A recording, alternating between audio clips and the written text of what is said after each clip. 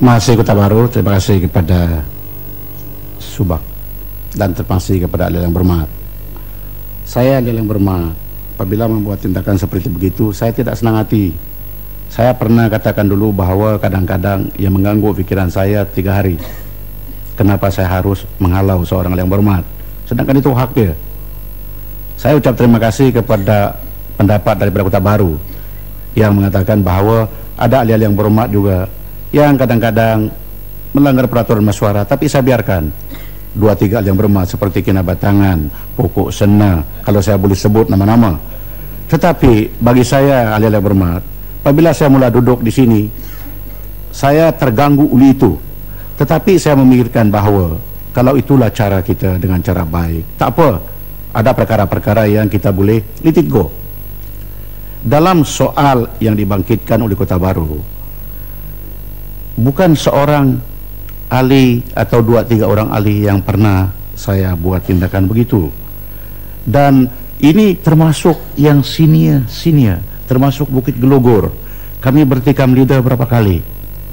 Apabila saya ada, dia keluar dengan baik, protes, tapi datang balik, kami masih sahabat.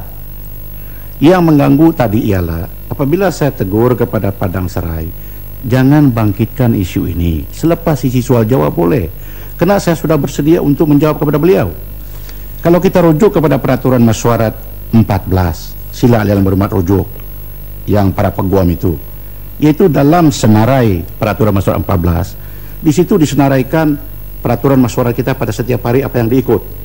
Oke, yang berhormat membangkitkan bahwa 14.1F rayuan, yaitu sebelum pertanyaan-pertanyaan bagi jawaban lisan oleh menteri-menteri, bermana menurut pendapat beliau ialah beliau berhak untuk rayuan-rayuan itu didahulukan daripada peraturan-peraturan mesyuarat. Ini pendapat Kota Baru dan ini pendapat mungkin Subang dan lain-lain peguam yang ada di sini.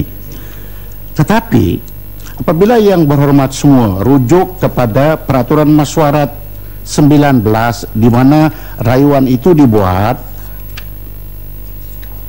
rujuk kepada peraturan mesyuarat 19D, rayuan-rayuan yang dibuat daripada yang berhormat dialamatkan kepada setiausaha. Setiausaha perlu meneliti rayuan-rayuan tersebut sama ada formatnya betul atau tidak. Setelah itu disiasat dan mengambil kira maklumat daripada menteri-menteri atau pihak berwajib yang lain, baru ahli yang setiausaha Dewan Rakyat kemukakan kepada saya untuk saya pula teliti sama ada patut dibincang dalam Dewan Rakyat atau tidak. Dalam hal ini saya telah mengutus surat kepada Padang Serai mengatakan bahwa dalam surat tersebut saya kata saya tidak dapat benarkan itu atas sebab-sebab seperti begini, seperti juga dengan peraturan mesyuarat 18.1 dan 2.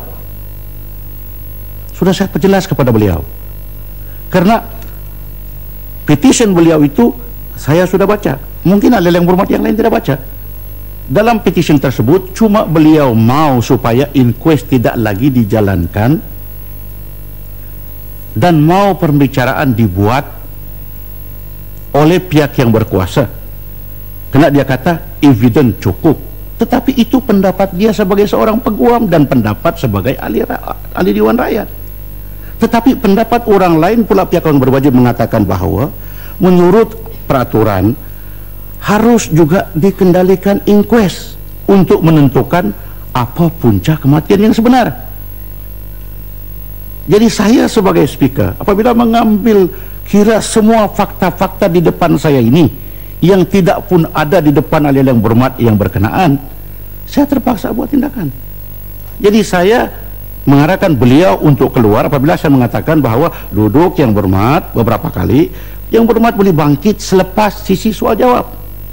Saya akan benarkan. Lepas itu baru saya jawab seperti yang saya jawab kepada ahli yang berhormat sekarang ini.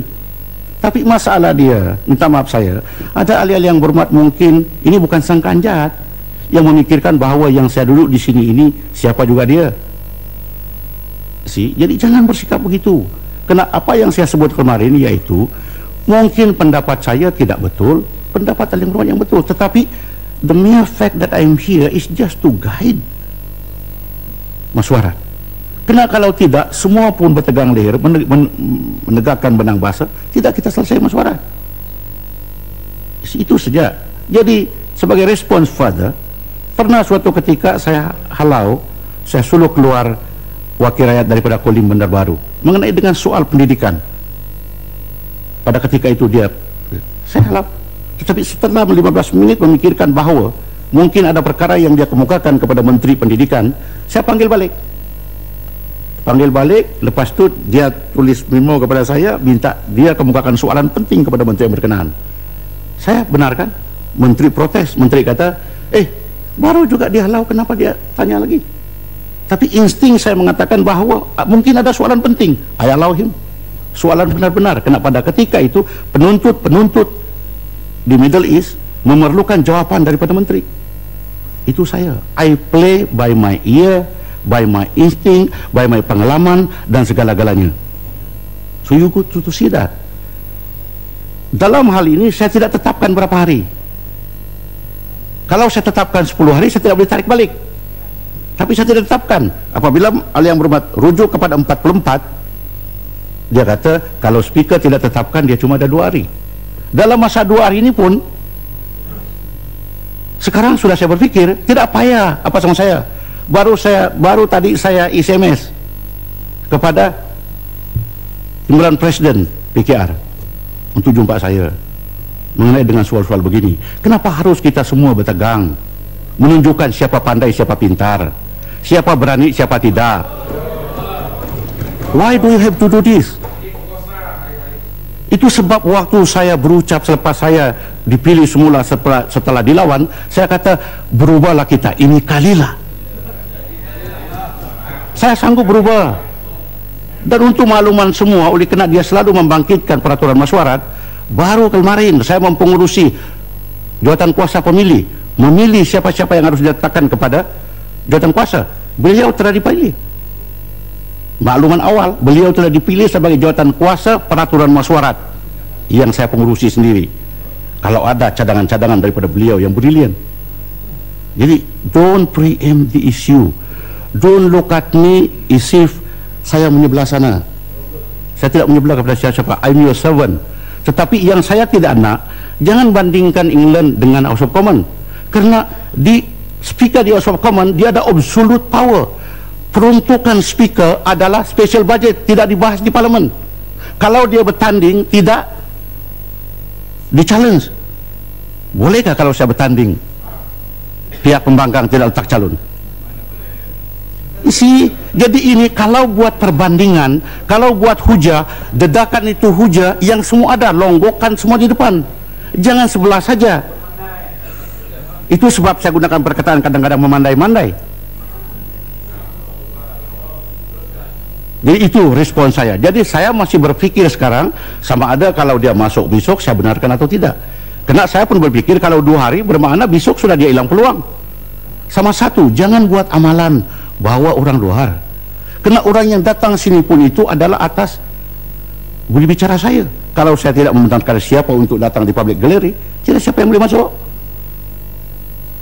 Mau kita buat parlimen sebagai sirkus, mau bawa penyokong. Kalau mau bawa penyokong, orang lain pun bawa penyokong. Belum lagi saya tanya yang berhormat yang berkenaan, adakah dia bertindak oleh kena dia peguam orang yang berkenaan mendiang. Kalau dia belum declare lagi dia punya interest, melanggar peraturan mesyuarat. Jangan bersikap siapa berani, siapa pandai dan siapa tidak. We are here. Demokrasi ini tidak ada siapa yang betul. Dibahas konsensus ataupun majority. Itu saja saya punya respon. Jadi harap tolong berikan saya kerjasama dengan baik dan saya akan buat kerjasama yang baik bertugas demi untuk kebaikan Parlimen Malaysia. Terima kasih.